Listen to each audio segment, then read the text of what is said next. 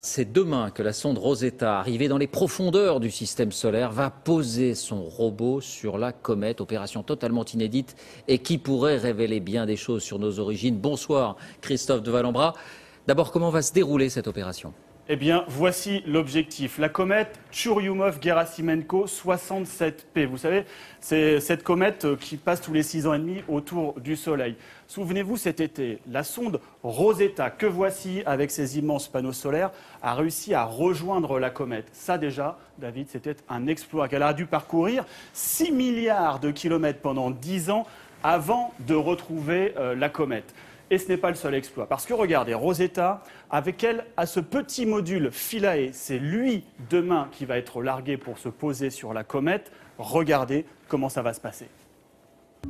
À 9h35 précise, demain matin, Philae sera largué à 20 km de la comète. Il va déployer ses jambes, ses antennes de communication et débuter sa descente. 3,5 km/h, pas plus vite. La priorité est à la précision.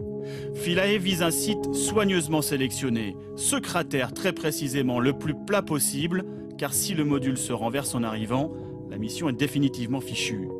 Alors dès qu'il touchera la comète, il enfoncera profondément ses griffes dans le sol pour se stabiliser. Il sera à 16h35, Philae débutera immédiatement sa mission. Photographie panoramique 3D, auscultation au rayon X, forage du sol et analyse de sa composition. Des dizaines de mesures pour livrer dès les prochains jours des informations inestimables sur les comètes. Alors justement, Christophe, quel est l'intérêt d'étudier ces comètes ? Eh bien, ce sont les vestiges de nos origines, David. Elles transportent avec elles la matière de base, la matière primitive de tout notre système solaire. Vous allez voir, avec Franck Parésis, à l'infographie, nous avons reconstitué la création du système solaire. Et regardez, il y a 4 milliards 600 millions d'années environ, il y avait ce nuage à la place qu'occupe actuellement le système solaire. Et puis un jour, donc c'est une nébuleuse, du gaz, des particules. Et puis regardez, elle s'est effondrée sur les mêmes. Elle a généré une énergie immense, donc au centre est né le Soleil, et puis vous voyez partout des particules comme ça ont été répandues. Les premières planètes à agréger ces particules, ce sont les planètes géantes, Jupiter, Saturne, et vous voyez qu'elles créent une séparation dans ce disque. Au centre ont été créées les planètes solides, la Terre, Mars, etc. Mais regardez la périphérie, les matières primitives sont restées intactes, emprisonnées dans de la glace, ce sont les comètes. Alors de temps en temps, il y en a une qui vient vers nous.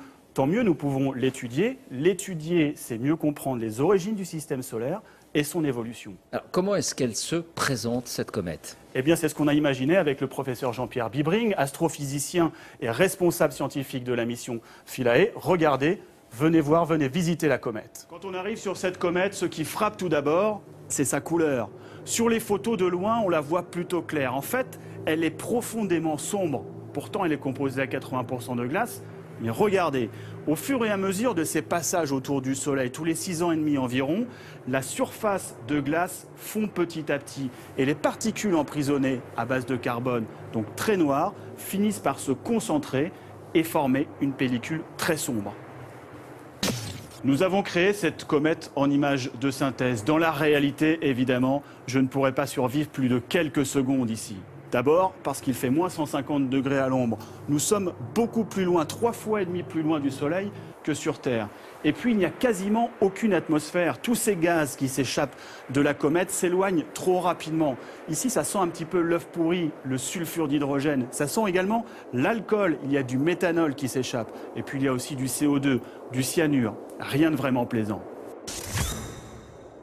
J'aurais d'énormes difficultés à me déplacer sur cette comète, car elle ne génère aucune gravité. Il me faudrait un système comme Philae de griffes pour me maintenir à sa surface. Sinon, à la moindre petite pression, je me retrouverais projeté dans l'espace sans espoir de retour. Regardez, ce bloc de 1000 litres de glace ne pèse ici quasiment rien.